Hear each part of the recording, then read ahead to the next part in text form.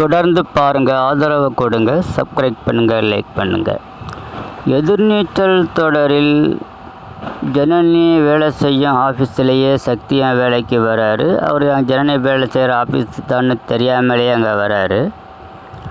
அங்கே ஜாயின் பண்ணவர் சக்திக்கிட்ட கல்யாணம் ஆகிடுச்சான்னு கேட்குறாங்க. அதுக்கு பக்கத்தில் இருக்கிற இன்னும் கல்யாணம் ஆகலைன்றாரு.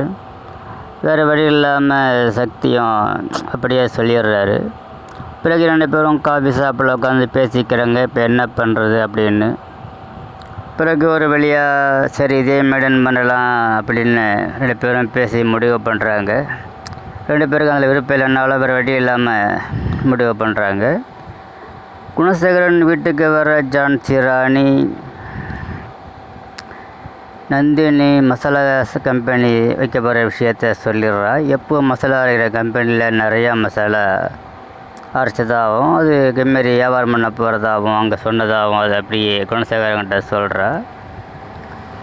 இப்போ அதை பார்க்குறவங்க வந்த வேலையை மட்டும் பாரு, எதுக்கு தேவையில்லாத பேச்சுன்னு இருக்கிற அப்படின்றாங்க. அப்புறம் இதேமாதிரி எங்கேயோ கோயிலுக்கு எங்கேயோ போகிறோம், வழி செலவுக்கு காசு வேணும்னு குணசேகரன்ட்ட கேட்குறா. அவர் மேலே போய் காசு கொண்டு வந்து கொடுக்குறாரு.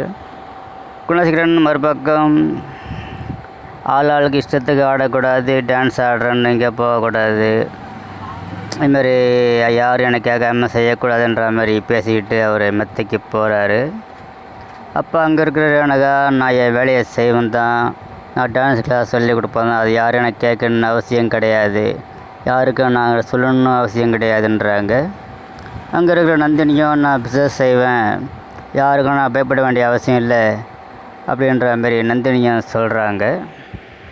ஒரு வழியாக மசாலா பாக்ஸ் பெட்டியில் கொண்டு வெளியே வச்சுக்கிட்டு ஆளால் கிளம்புறதுக்கு ரெடி ஆகுறாங்க. அங்கேருந்து சக்தி ஜனனியும் ஆஃபீஸுக்கு கிளம்ப போகிறாங்க. சரி போய்ட்டு வரேன்னு சொல்லிட்டு போகிறாங்க. ஆளாளுக்கு ஒரு பாக்ஸ் எடுத்துகிட்டு அவங்களும் வியாபாரம் பண்ணுறதுக்காக போகிறாங்க.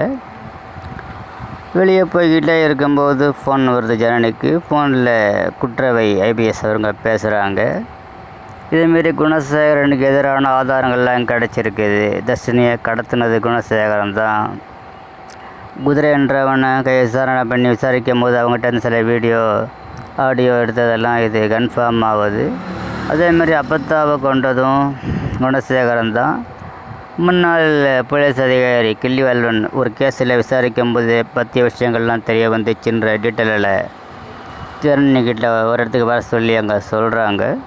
சொன்ன உடனே நீங்கள் என்ன முடிவு பண்ணிக்கிறோம் சக்திகிட்ட கேட்குறாங்க, நீங்கள் என்ன நினைக்கிறீங்க அப்படின்னு. அதுக்கு சக்தி சொல்கிறாரு, இறந்து போனது எங்கள் அப்பத்தா, ஆக்ஷன் எடுங்க உடனே அப்படின்னு சொல்கிறாரு. பிறகு அதுக்கான பிரிஸ்டர்லாம் ஆஃபீஸில் போய் பார்த்துட்டு கிளம்பலான்னு சொல்கிறாங்க. வீட்டில் பிறந்தநாள் கொண்டாடுகிற குணசேகரனை அரெஸ்ட் பண்ணுறதுக்கு குற்றவை போலீஸ் அதிகாரிகளோடு வராங்க.